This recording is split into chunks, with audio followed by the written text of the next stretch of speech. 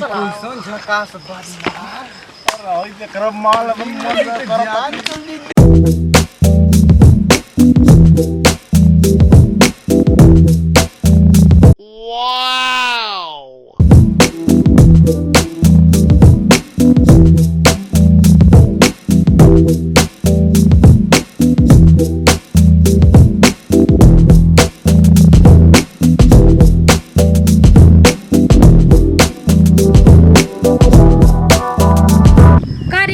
एकदम कुत्ते हो सका उनके समझ में नहीं क्या हो तीनों के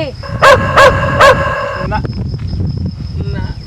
आइबो ना करी तन की मती में ना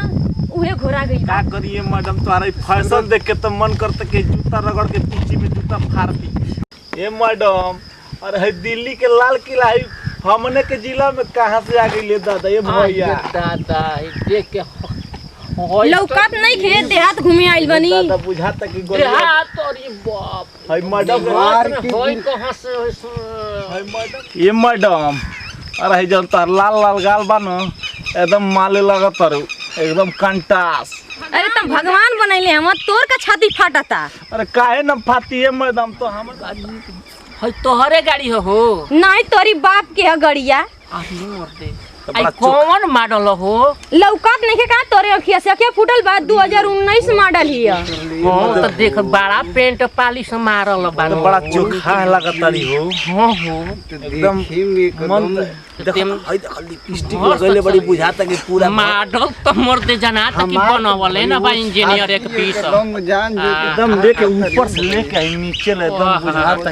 कहां कुल ऊंचे खाल कुल कोइले बा साला ये कोल लगता कि तोनी के लड़की आंखी नहीं खा से देखले का देखले बानी ये मैडम लेकिन तोहारे जैसा नहीं देखले बहुत मन तो करता कि का क दिए हम तो के ए मैडम हमारा के अपना गाड़िया का सर्विसिंग करे खातिर रख ली ना अपन मुंह नहीं खा देखा और हम बहुत बढ़िया सर्विसिंग करते हैं मैडम जाना खेत में पानी ओ का बोले जाला पानी या बिया डाला तब समझ में आ जाए अरे मोबिल वो डाल देंगे हम लोग अरे सब कुछ करते हैं मैडम तेल पानी कुल करते हैं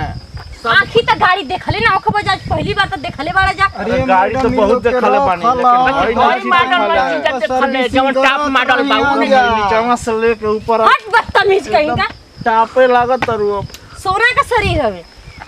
मैडम अरे हमनी के रख लो ना सर्विसिंग करे खातिर काहे न खूब मानत बतिया हम टाइम ए मैडम बाजता तोहार बाजता ये मोड़ देते नहीं ग्रीसिंग करत रह तारा गाड़ी के रुक जा मत यार हाँ डैडी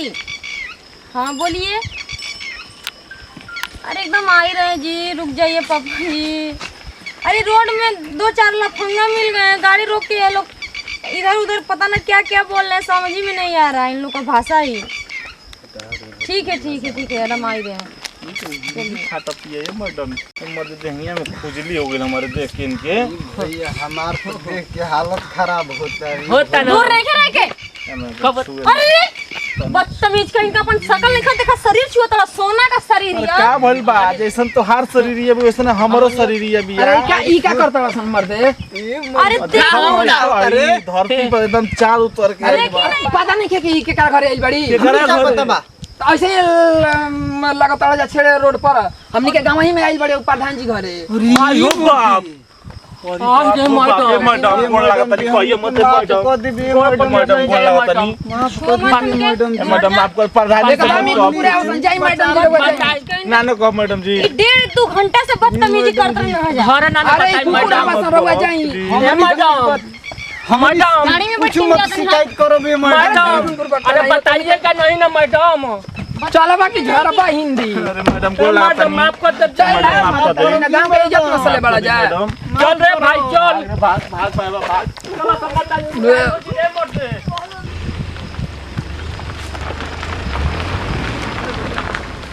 मैडम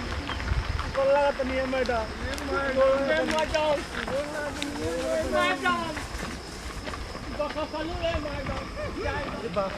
अरे रुक रे आज बहुत बड़ खतरा टल गेल रे भैया ये मोटे मुन्ना भैया बता देलस